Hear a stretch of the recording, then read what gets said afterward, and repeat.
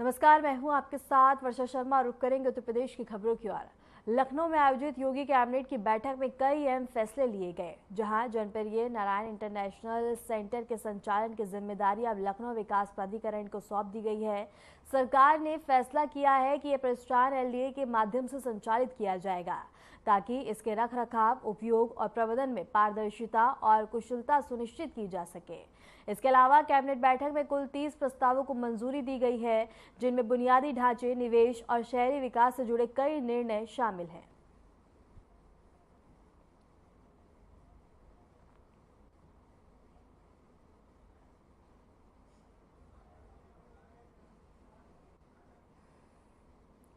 उत्तर प्रदेश के मुख्यमंत्री योगी आदित्यनाथ आज शाम 6:30 बजे राजधानी लखनऊ में एक महत्वपूर्ण कार्यक्रम के तहत 27 इंडस्ट्रियल मैन्युफैक्चरिंग एंड लॉजिस्टिक की लॉन्चिंग करेंगे। यह पहल प्रदेश में औद्योगिक विकास और निवेश को नई दिशा देने की एक बड़ी योजना का हिस्सा है, जिसका फोकस एक्सप्रेसवे के किनारे लॉजिस्टिक हब तैयार करना है। सरकार का मानना है कि इन आईएमएलसी क्लस्टर की स्थापना से प्रदेश में व्यापार, परिवहन और निर्यात गतिविधि को भी गति मिलेगी।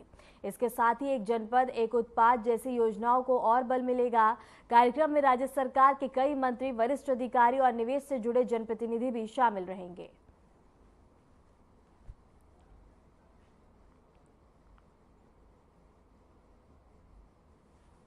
ग्राफिक्स के जरिए से आपको बता दें कि 27 एमएलसी नोड्स की स्थापना करेगी योगी सरकार। प्रदेश में 13,240 एकड़ में स्थापना करेगी योगी सरकार।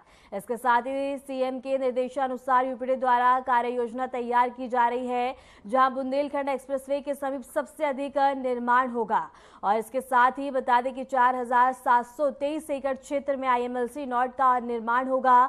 गंगा एक्सप्रेसवे के 11 जिलों में नोड्स की स्थापना होगी। और इसके साथ ही बता दें कि कुल 300 एकड़ में आईएमएलसी नोड्स की स्थापना होगी। इसके साथ ही आगरा लखनऊ एक्सप्रेसवे के समीप 3 जिलों में भी कुल 913 और पूर्वांचल एक्सप्रेसवे पर 5 जिलों में बता दें कि स्थापना होगी। और इसके साथ ही बता दें कि गोरखपुर लिंक एक्सप्रेसवे पर भी 514 एकड़ क्षेत्र में स्थापना की जाएगी। और इसके साथ ही नई पहल और नया कदम देखने को मिल रहा है।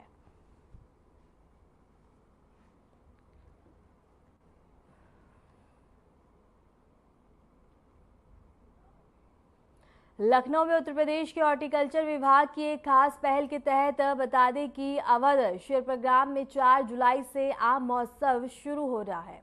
मुख्यमंत्री योगी आदित्यनाथ इस 3 दिवसीय महोत्सव का उद्घाटन करेंगे और प्रसिद्ध कवि कुमार विश्वास और फिल्म अभिनेता पवन कुमार सिंह भी इस आयोजन में हिस्सा लेंगे। इस महोत्सव में देश भर से बागवानी करने वाले किसान भाग लेंगे और करीब 800 किस्म के आम लोगों के आकर्षण का केंद्र होंगे। प्रदेश सरकार का दावा है कि यूपी के आम अब दुबई और अबुधाबी तक पहुंचेंगे और सीएम योगी स्वयं इन्हें रवाना करेंगे। आम महोत्सव को मुख्यमंत्री योगी आदित्यनाथ ने प्रदेश की विरासत और संस्कृति का उत्सव बताया है।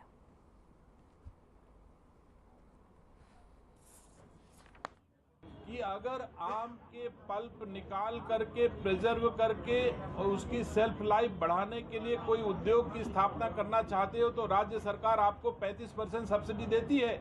आपका स्वागत करता हूं। आपके माध्यम से राज्य के किसानों का स्वागत करता हूं।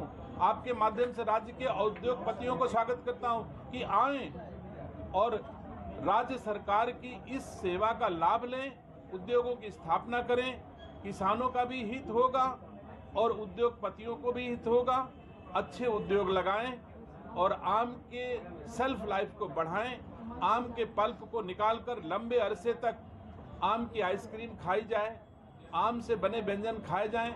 इसमें हमारे आप जैसे लोग, आपके माध्यम से जो लोग सुन रहे हैं, उनको सबको बड़े आदर के साथ आमंत्रित करता हूं। हमारे यहाँ खाद्य प्रसंस्करण विभाग के द्वारा हर उद्योग की स्थापना में 35% की सब्सिडी दी जाती है। लगा करके बाहर जा करके अपने बच्चों का मनोरंजन करते हैं, वो शायद उत्तर प्रदेश सरकार के सौजन्य से आपको ये उपलब्ध हो रहा है। पुनः आप सबको और आप सबके माध्यम से राज्य के लोगों को, राज्य के किसानों को आमंत्रित करता हूं। आप सबका बहुत बहुत धन्यवाद। निर्यात कर सके तो मैं उम्मीद करता हूं कि आप सबके माध्यम से यह मैंगो फेस्टिवल संपन्न हो, सफलतापूर्वक संपन्न हो, इसका संदेश अच्छा जाए तमाम देशों के और तमाम राज्यों के लोगों के विचारों का आदान प्रदान हमारे राज्य के किसानों के बीच में होगा, उनका ज्ञानवर्धन होगा, तकनीक के क्षेत्र में और उत्पादन और उत्पादकता के क्षेत्र में, तो मैं समझता हूं कि क्रांति आएगी, हम और बेहतर प्रबंधन करने में सफल होंगे। आप सब आए, आप सबका बहुत बहुत धन्यवाद।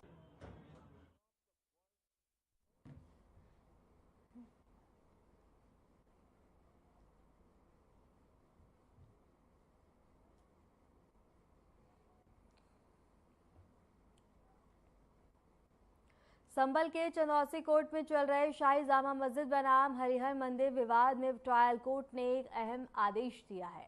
कोर्ट ने मुस्लिम पक्ष की याचिका खारिज करते हुए सर्वे के आदेश को सही ठहराया। इस मामले की अगली सुनवाई अब 21 जुलाई 2025 को होगी और बता दें कि 2023 को सर्वे के दौरान भारी हिंसा हुई थी, जिसमें 4 लोगों की मौत हो गई थी और 29 पुलिसकर्मी घायल हुए थे। इसके बाद पूरे इलाके में तनाव फैल गया। अब तक बता दें कि आरोपी जेल में है और जबकि 2750 अज्ञात लोगों के खिलाफ एफआईआर दर्ज की गई है।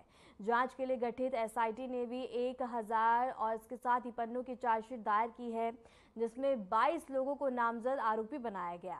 वहीं सोहेल इकबाल को चार्जशीट से बाहर रखा गया, जबकि समाजवादी पार्टी के सांसद जिया रहमान बर्क को मुख्य आरोपी बनाया गया है।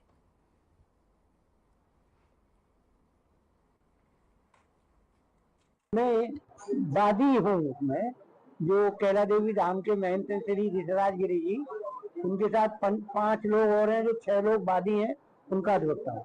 अरे जो जामा मस्जिद व हरिहर मंदिर वाले मामले में आज तारीख आनी थी, और उसमें क्या तारीख आई और क्या है पूरा मामला? देखिए, उसमें अगली तारीख 21/7/25 नियत की गई है और हमारे द्वारा जो रिट मस्जिद पक्ष की ओर से हाई कोर्ट में दाखिल की गई थी, वो खारिज हो गई। उसके खारिज का आदेश न्यायालय में फाइल किया है और न्यायालय से हमने ये मांग की है कि आज जिन लोगों को WS फाइल करना था, विपक्षी संख्या 5 व 6 एडवोकेट और साथ ही वकील कासिम जमाल एडवोकेट, आज शाही जामा मस्जिद मामले में तारीख थी जी, क्या तारीख आई और क्या है?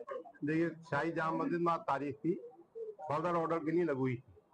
फर्दर ऑर्डर का मतलब ये अग्रिम कार्रवाई क्या होनी चाहिए, उस अग्रिम कार्रवाई के लिए दोनों पक्षों ने अपनी अपनी बात न्यायालय के सामने रख दी है और आदेश जो है शाम तक आ जाएगा। 21/7/2025 नियत कर दी गई। अच्छा, आगे क्या तैयारी है आपकी? आगे हमारी पूरी तैयारी है, तमाम सबूत हम पे मौजूद होंगे। जैसा अदालत कहेगी या जैसा हम कमेटी मुनासिब समझेगी, उस हिसाब से कार्रवाई की जाएगी। अच्छा, सर्वे रिपोर्ट भी दाखिल की जा चुकी है, उसमें क्या बताएंगे, क्या कहना? देखिए, सर्वे रिपोर्ट सील का प्रॉब्लम बंद है, इसलिए पता नहीं उसमें क्या लिखा क्या न लिखा है। अगर ओपन होती है तो उसे पढ़ने के बाद अगर ऑब्जेक्शन देना तो दे देंगे, ऑब्जेक्शन नहीं देना तो कोई बात नहीं।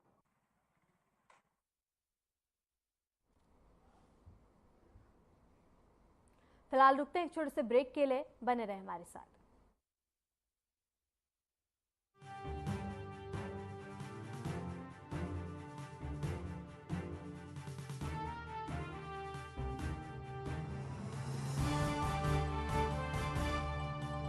यशस्वी प्रधानमंत्री नरेंद्र मोदी जी के संकल्प सबका साथ सबका विकास को माननीय मुख्यमंत्री योगी आदित्यनाथ जी ने सामाजिक एकता एवं समरसता के उच्चतम मानदंडों के साथ बनाया है यूपी सरकार का मूल मंत्र। परिणाम स्वरूप 2017 के बाद उत्तर प्रदेश में सभी को मिले बिना किसी भेदभाव के रोजगार के समान अवसर एवं योजनाओं के लाभ।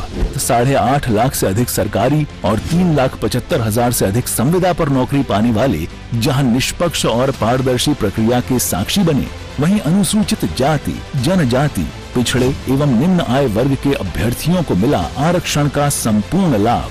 प्रधानमंत्री गरीब कल्याण अन्न योजना, प्रधानमंत्री आवास योजना और जल जीवन मिशन से लेकर मुख्यमंत्री युवा स्वरोजगार और एक जनपद एक उत्पाद जैसी विभिन्न योजनाएं यूपी में अंत्योदय से सर्वोदय का सपना कर रही हैं साकार।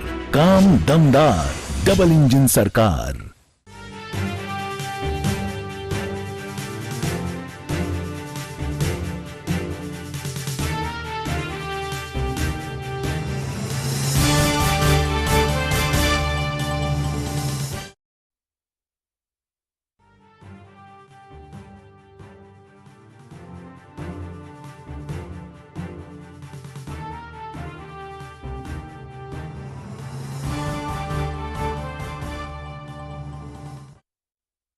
ब्रेक के बाद स्वागत है। खबरों में आगे बढ़ते हैं, रुक करेंगे बड़ी खबर की ओर। बता दें कि यूपी में 3 आईपीएस अफसरों का तबादला। अशोक जैन एडीजी जोन गोरखपुर बनाए गए और इसके साथ ही केएस प्रताप कुमार को बता दें कि डीजी और सीएमडी आवास निगम और पीसी मीणा डीजी कारागार बनाए गए हैं। सबकी बड़ी खबर है, जहां बता दें कि तबादले देखने को मिले हैं और इसके साथ ही बता दें कि यूपी में 3 आईपीएस अफसरों का तबादला हुआ है और इसके साथ ही नई जिम्मेदारियां तीनों को मिली हैं। और बता दें कि अशोक जैन और केएस प्रताप कुमार डीजी और सीएमडी आवास निगम और इसके साथ ही पीसी मीणा डीजी कारागार बनाए गए। सबकी बड़ी खबर है, जहां यूपी में बता दें कि 3 आईपीएस अफसरों का तबादला हुआ है और इसके साथ ही नई जिम्मेदारी मिलती हुई नजर आई है। जहां बता दें कि यूपी में 3 आईपीएस अफसरों का तबादला हुआ है।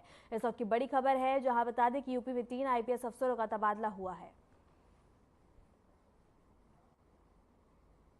कन्नौज डिपो शासन की ओर से 5 नई बसें दी गई हैं और इसके साथ ही 18 बसें डिपो को मिलेंगी, जिनमें बता दें कि 5 बसें वातानुकूलित होंगी और यह बसें ग्रामीण क्षेत्रों से आसपास के जिलों के लिए चलाई जाएंगी। यूपी सरकार के समाज कल्याण मंत्री असीम अरुण ने बुधवार को 5 नई रोडवेज बसों को हरी झंडी दिखाकर बस स्टैंड से रवाना किया। इस दौरान नई बसों को माला और गुब्बारों से सजाया गया।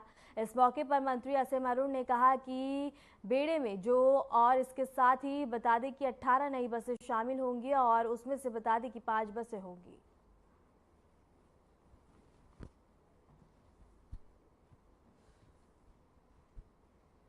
कन्नौज के हम सब निवासी बहुत आभारी हैं योगी जी के कि उन्होंने कन्नौज को 28 रोडवेज की नई बसें उपलब्ध कराई हैं। इनमें से 5 को आज हरी झंडी दिखाने का काम मैंने, श्री वीर सिंह भदौरिया जी ने, हम सब ने किया। इन बसों को प्रयोग किया जाएगा ग्रामीण रूटों पर चलाने के लिए। मुझे इससे विश्वास है कि ग्रामीण क्षेत्र से नगर तक व्यापार के लिए, पढ़ाई के लिए, अन्य सिलसिले के लोगों को आना जो होता है उसमें उनको सुविधा होगी। इनमें से 5 बसें एयर कंडीशन भी होंगी। ये भी एक विकसित भारत का रूप है कि गाँव से गाँव जाने वाली बसें भी अब एयर कंडीशन बसें होंगी। ये बड़ी खुशी की बात है और एक बहुत बड़ा जंप है हमारे विकास की रणनीति में।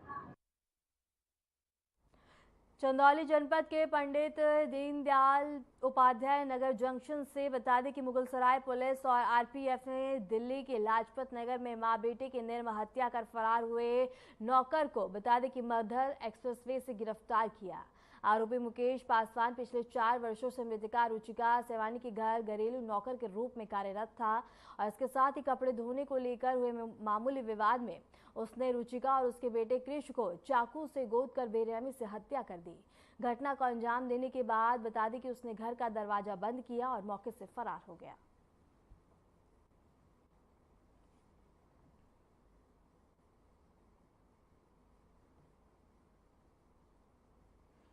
दिल्ली पुलिस द्वारा ये सूचना प्राप्त हुई थी कि लाजपत नगर में डबल मर्डर का अभियुक्त जो है वो अपने घर दिल्ली से बिहार के लिए जाने के फिराक में है और वो आज जो है उसे मुगलसराय पंडित दीनदयाल नगर स्टेशन पर हमारी आरपीएफ, जीआरपी और स्थानीय पुलिस के सहयोग से उस अभियुक्त मुकेश कुमार नाम के अभियुक्त को गिरफ्तार कर लिया गया है और अन्य विधिक कार्रवाई की जा रही है। इसे अभी हम अपने मुगलसराय पुलिस के कस्टडी में रखते हुए हैं। हाँ, इस संबंध में हम दिल्ली पुलिस के संपर्क में हैं और उनको सूचना देते हैं। आ रही है? हाँ बिल्कुल, वो आ रहे हैं और अपना वो विधिक कार्रवाई नियम कर रहे हैं। अभी विस्तृत जानकारी नहीं हो पाई है। कथावाचकों के साथ अभद्रता और पिटाई के मामले थम नहीं रहे हैं। इटावा के बाद अब फिरोजाबाद में भी एक ऐसा ही मामला सामने आया, जिसमें भीड़ ने कथावाचक पंकज मिश्रा की पिटाई कर दी। कथावाचक पंकज मिश्रा की पिटाई का वीडियो वायरल हो रहा है। वीडियो में देखा जा सकता है कि भीड़ की पिटाई के बाद पुलिस वाले भी कथावाचक पंकज मिश्रा पर डंडे बरसा रहे हैं। पुलिसकर्मी बाइक पर सवार पंकज मिश्रा को लाठियों से पीटते हुए नजर आ रहे हैं। इटावा के थाना जसवंत नगर के गांव जनकपुरी में बता दें कि श्रीमद् भागवत कथा चल रही थी और तभी भीड़ ने कथावाचक पंकज मिश्रा की पिटाई कर दी।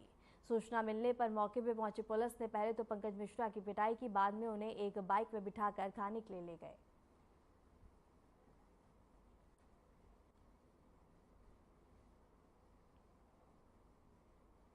जिले में घाघरा और सरयू नदी का जलस्तर लगातार तेजी से बढ़ता हुआ नजर आ रहा है, जिससे कर्नलगंज और बता दें कि तरबजगंज तहसीलों में बाढ़ जैसे हालात बन गए हैं।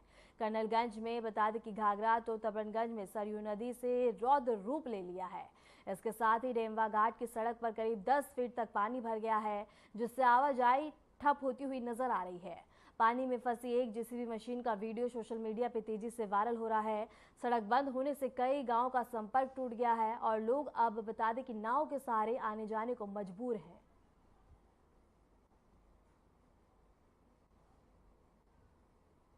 गाजीपुर में गंगा का जलस्तर लगातार बढ़ रहा है, जिसे देखते हुए प्रशासन पूरी तरह से सतर्क हो गया है। एसडीएम प्रशासन दिनेश कुमार ने बताया है कि गंगा का जलस्तर लगातार बढ़ता जा रहा है और यह करीब 15 सेंटीमीटर प्रति घंटे की रफ्तार से बढ़ रहा है। हालांकि ये खतरे के निशान से अभी करीब 10 मीटर नीचे है, लेकिन प्रशासन ने एहतियात पर पूरी नजर कर ली है। जिले में 35 बाढ़ राहत केंद्र और 44 आश्रय स्थल पहले ही चिन्हित किए जा चुके हैं। प्रशासन ने तटवर्ती इलाकों के लोगों से अपील की है कि वह अफवाहों पर ध्यान न दें और जरूरत पड़ने पर प्रशासन के निर्देशों का जरूर पालन करें।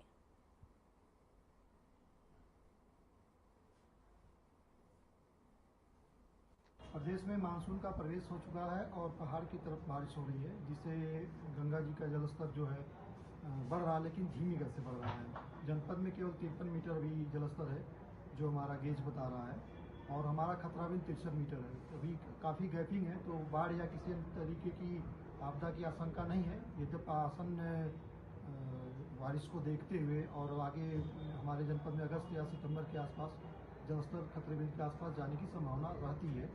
उसके लिए हमारी तैयारियां पूर्ण है। हमारे बाढ़ संग्रहालय का और राहत किट इत्यादि के बांटने इत्यादि के टेंडर वगैरह की सारी कार्रवाई पूर्ण कर लिए हैं, और जो नाव है और नाविकों की सूची, उनके मोबाइल नंबर इत्यादि को हम लोग संग्रह करके रखे हुए हैं। कोई आपदा आएगी तो हम लोग ठीक से निपटेंगे उससे।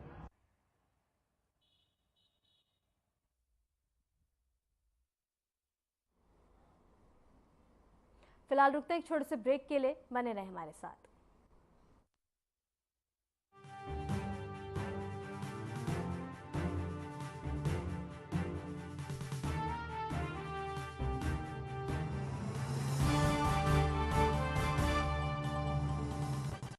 नवाचारी और नवोन्मेषी शिक्षा व्यवस्था से युवाओं की आशाओं को नई उड़ान दे रहा है नया उत्तर प्रदेश। ग्रामीण परिवेश हो या फिर नगरीय क्षेत्र, गुणवत्ता युक्त शिक्षा बनी है नए उत्तर प्रदेश की पहचान। स्कूल चलो अभियान और शारदा प्रोग्राम जैसे अभिनव प्रयासों से ड्रॉप आउट दर में आई है उल्लेखनीय गिरावट। ऑपरेशन कायाकल्प और टैबलेट वितरण जैसे कदमों से डिजिटल शिक्षा को मिले हैं नए आयाम। बेसिक शिक्षा से हायर एजुकेशन तक शिक्षा में उठाए गए अभूतपूर्व कदमों से हुआ है एजुकेशन का ट्रांसफॉर्मेशन। अंत्योदय और बिना किसी भेदभाव के सबको समान शिक्षा का अधिकार बना है युवाओं के उज्जवल भविष्य का आधार। वर्ष 2017 के बाद डबल इंजन सरकार के अभिनव प्रयासों ने नए उत्तर प्रदेश की शिक्षा व्यवस्था में किया है युगांतकारी ट्रांसफॉर्मेशन। समान शिक्षा का अधिकार, डबल इंजन सरकार।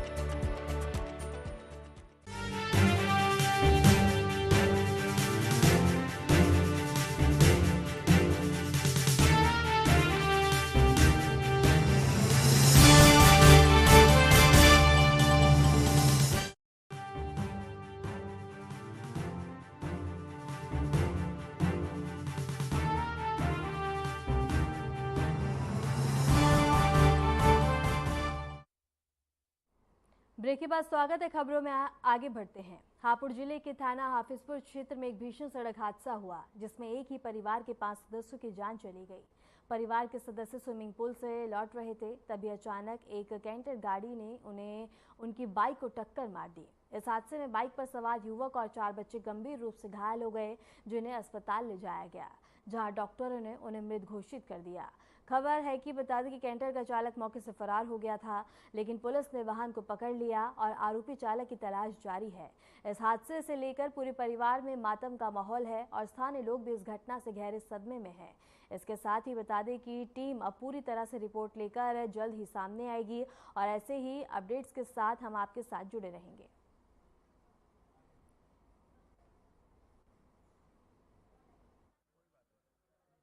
देखिए, बड़ी दुखद घटना हुई है। मजीदपुरा में रहने वाले एक परिवार के 5 व्यक्ति और साथ में कुछ और भी व्यक्ति थे अलग अलग गाड़ियों पर।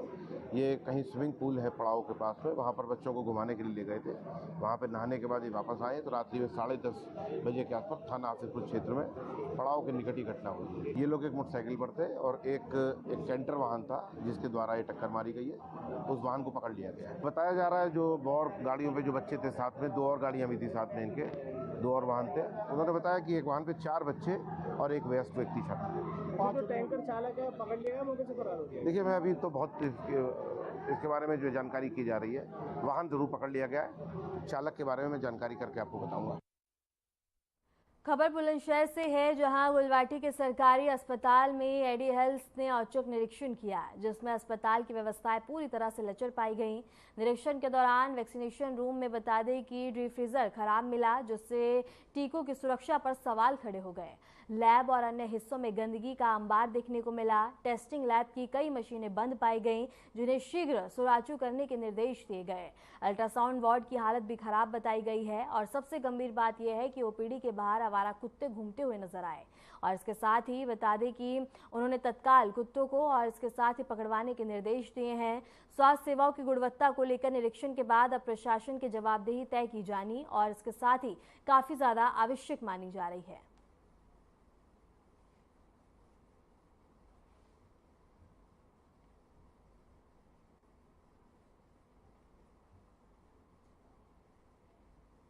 मेरठ में मुहर्रम को शांतिपूर्ण और सौहार्दपूर्ण वातावरण में संपन्न कराने के उद्देश्य से पुलिस ने सख्त सुरक्षा प्रबंधन किए हैं। एसपी सिटी के नेतृत्व में बुधवार को शहर के संवेदनशील इलाकों में फ्लैग मार्च निकाला गया। इसमें आरएएफ, सिविल पुलिस और स्थानीय थानों की फोर्स ने हिस्सा लिया।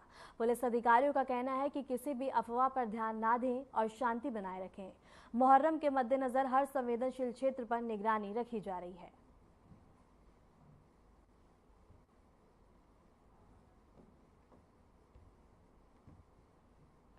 दिल्ली देहरादून हाईवे पर स्थित पंडित जी शुद्ध वैष्णव भोजनालय पर धार्मिक पहचान के नाम पर कथित अपमानजनक व्यवहार और मारपीट के मामले ने जिले में सांप्रदायिक तनाव को हवा दे दी है। एक और जहां होटल के मैनेजर ने होटल संचालक और अन्य पर बता दें कि बंधक बनकर मारपीट का आरोप लगाया, वहीं दूसरी ओर एक कर्मचारी की पेंट उतरवाकर धार्मिक पहचान जांचने का मामला भी सामने आया, जिसका वीडियो अब सोशल मीडिया पर तेजी से वायरल हो चुका है।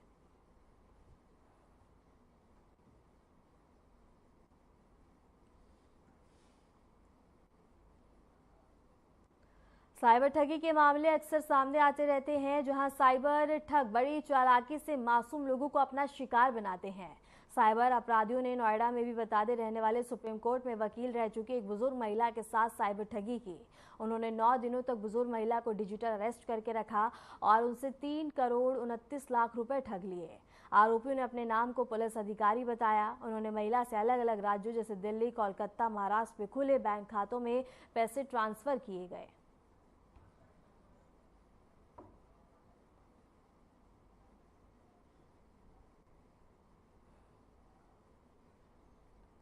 श्रावस्ती जिले की भारत नेपाल सीमा से सटा गांव राप्ती नदी के किनारे स्थित है, जो आज भी विकास से पूरी तरह अछूता है। गांव तक सड़क नहीं है और इलाज के लिए कोई अस्पताल नहीं है। आपात स्थिति में एम्बुलेंस गांव तक नहीं पहुंचती है। मरीजों को 5 किलोमीटर दूर लक्ष्मणपुर कोठी तक निजी साधनों से ले जाना पड़ता है। गाँव में झोलाछाप डॉक्टरों के भरोसे इलाज होता है, जिससे कई बार मरीजों की जान चली जाती है। लगभग 4000 की आबादी वाले गांव में टूटी सड़कें, बदहाल साफ सफाई और बरसात में जलभराव लोगों की मुसीबतें बढ़ा देता है। गांव से राप्ती नदी महज 150 मीटर दूर है। बाढ़ के दौरान नदी का पानी घरों तक घुस जाता है और इसके साथ ही एसएसबी के जवान भी बॉर्डर पर पूरी तरह मुस्तैदी के साथ पहरा कर रहे हैं।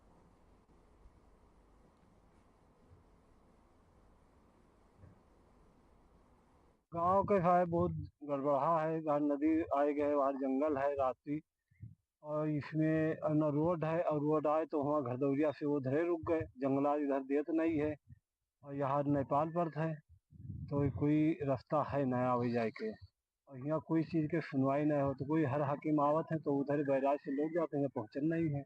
गाड़ी घोड़ा जंगलात को रास्ते नहीं देते हैं, तो अब मैं कहाँ आवे और जाएं। हालत साहब बहुत बुरा है। ऐसे न रास्ता है, जंगल हर पर है, यार नदी गांव में पर थे, जो सैलाब आवे तो गांव बच्चे बोल रहे यार गोरखाली में हो भाग भाग के अपन जान बचावत हैं। खेत पात है तो सब गंगा जी अपना हड़प किए हैं, और ना अस्पताल है, बीमारी हो जाए तो ना रास्ता है शुद्ध, ना यहाँ पर एम्बुलेंस आ पावत है, और ना यहाँ कोई डॉक्टर है, और ना यहाँ अस्पताल है। पहले नंबर सब चीज के यहाँ दिकदारी है साहब हमका लोगन का। और जैसे मजूरी मेहनत पहले करा खावा जा रहा, अब मजूरी मेहनत में हो जैसे नदिया उतरे कहाँ भाग के जाए, नदिया में डूबा जाते है। खेत पात है सब गंगा जी काट दी।